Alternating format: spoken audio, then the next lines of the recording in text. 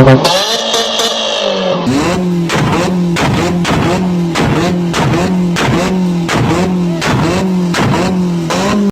Friends, welcome back to the brand new video. तो की हालचाल। आज की वीडियो में हम बात करने वाले हैं एक ऐसी गाड़ी की जिसका इंडिया में एक जमाना था और अभी भी बहुत से लोगों की फेवरेट कार है और इसे बहुत से लोग मिनी कूपर बनाने की बहुत कोशिश करते हैं। अब तो आप समझ ही गए होंगे कि हम किस कार की बात कर रहे हैं। हाँ जी, हम बात कर रहे हैं मारुति सुजुकी स्विफ्ट के बारे में। आपने ऐसी बहुत सी वीडियो देखी होंगी स्विफ्ट के बारे में जिसमें इसका रिव्यू, इसका रिसेंट फेसलिफ्ट और ब्ला ब्ला ब्ला बहुत सी चीजें होती हैं, लेकिन इससे भी ज्यादा कुछ है स्विफ्ट के बारे में। क्या आपको पता है कि स्विफ्ट का सबसे पहला प्रोडक्शन 1983 में हुआ था? तो आज जानेंगे इस वीडियो में ऐसे ही स्विफ्ट के बारे में कुछ राज। तो जुड़े रहिए मेरे चैनल से और सब्सक्राइब कर दीजिए मेरे चैनल को बेल आइकन के साथ ऐसी ही अमेजिंग वीडियोस के लिए। So welcome to auto fiction.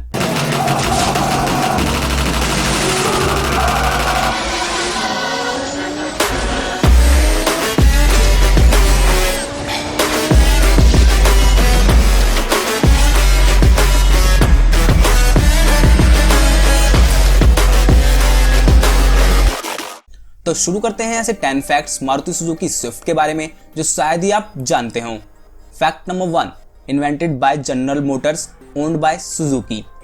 तो Swift American company General Motors का प्रोजेक्ट था और इसे एम कार के नाम से जनरल मोटर्स ने डेवलप करा था, लेकिन अमेरिकन कंपनी को लगा कि यह प्रोजेक्ट ज्यादा फायदेमंद नहीं है, तो उन्होंने अपना अधूरा स्विफ्ट का प्रोजेक्ट सुजुकी को सोल्ड कर दिया, सिर्फ 5% के स्टेक और शेयर्स पर सुजुकी कंपनी के अंदर। तो फिर सुजुकी ने बाद में इसका डिजाइन और डेवलपमेंट किया और इसे सुजुकी कल्टस नाम से जापानीज मार्केट में लॉन्च कर दिया गया और बाद में बहुत से देशों में भी करा अपना ये प्रोजेक्ट लॉन्च, लेकिन डिफरेंट नेम के साथ, जैसे Suzuki Swift, Suzuki Forsa, Chevrolet Swift, Chevrolet Sprint, Maruti 1000, Subaru Justy जैसे नामों से और डिजाइन के साथ।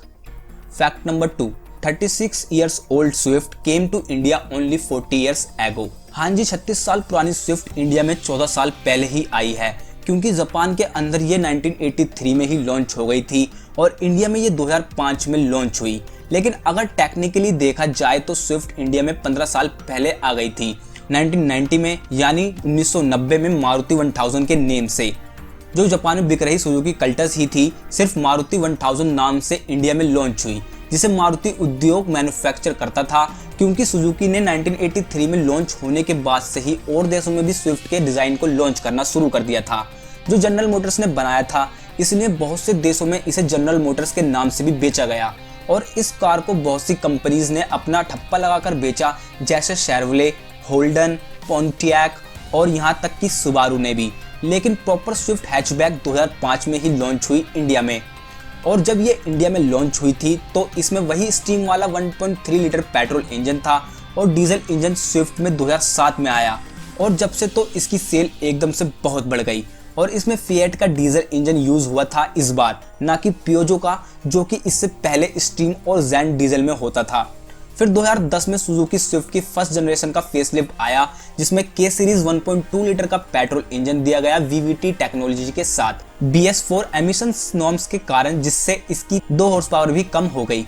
और फिर अगले साल ही यानी 2011 में इसकी सेकंड जनरेशन लॉन्च हुई इंडिया में, जिसमें इंजन तो वही सेम था 2010 फेसलिफ्ट वाले, लेकिन इसका व्हील बेस 50 मिलीमीटर से बढ़ा दिया गया था और डिजाइन में भी चेंजेस थे। फिर 2014 में सेकंड जनरेशन का भी फेसलिफ्ट आया, जिसमें इसका डिजाइन और अपीलिंग किया गया with new alloys and more appealing interiors के साथ।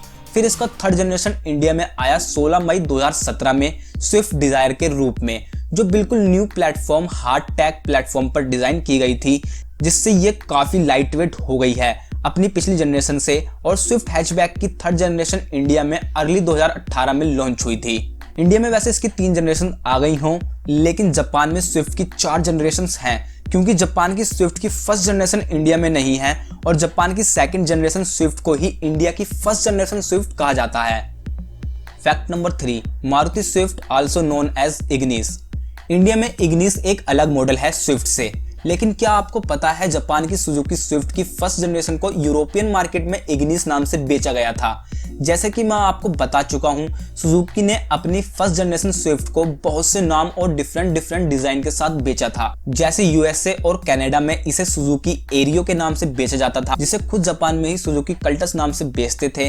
यानी आप खुद ही देख लो कितना कंफ्यूजिंग है। मतलब कि जापानियों ने स्विफ्ट के डिजाइन का काफी इस्तेमाल किया है अपनी मार्केटिंग और फैलाने में। और ये 3 डोर हैचबैक और 5 डोर हैचबैक दोनों में अवेलेबल थी। और आपको स्टीम तो याद होगी, हाँ जी, जो कार इंडिया में मारुति स्टीम के नाम से बिकती थी उसे शेवरले ने स्विफ्ट का ठप्पा लगाकर भी बेचा है। और यहाँ तक कि सुजुकी ने भी इसे स्विफ्ट का ठप्पा लगाकर बहुत सी इंटरनेशनल मार्केट में बेचा है। Fact number 4, among top 5 selling car in India since a decade. Maruti Suzuki 2005 से 2018 तक 1.8 मिलियन स्विफ्ट बेच चुका है इंडिया में। और जब स्विफ्ट इंडिया में लॉन्च हुई थी 2005 के अंदर, तो उस टाइम पर स्विफ्ट के सिर्फ 3 ही कॉम्पिटिटर्स थे इंडियन मार्केट में, ओपेल कोर्सा सेल, हुंडई की गैट्स और फिएट पालियो।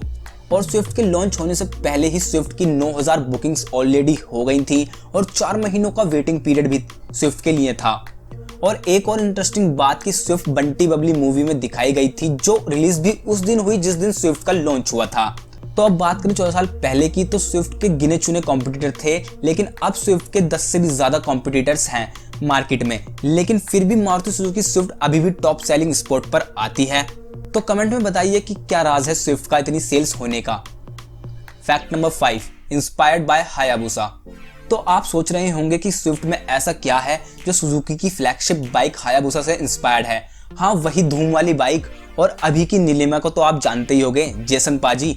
तो मारुति सुजुकी स्विफ्ट का इंस्ट्रूमेंट क्लस्टर सुजुकी हायाबुसा के कंसोल से इंस्पायर्ड है। जैसे कि आप देख सकते हैं, सेम 6 o'clock पोजीशन टैकोमीटर और फोन्स और कंसोल का लेआउट काफी सिमिलर लगता है सुजुकी की फ्लैगशिप मोटरसाइकिल हायाबुसा से। लेकिन थर्ड जनरेशन स्विफ्ट के साथ ऐसा कुछ नहीं है, क्योंकि वो अलग प्लेटफॉर्म पर डिजाइन की गई है, हार्डटेक प्लेटफॉर्म पर।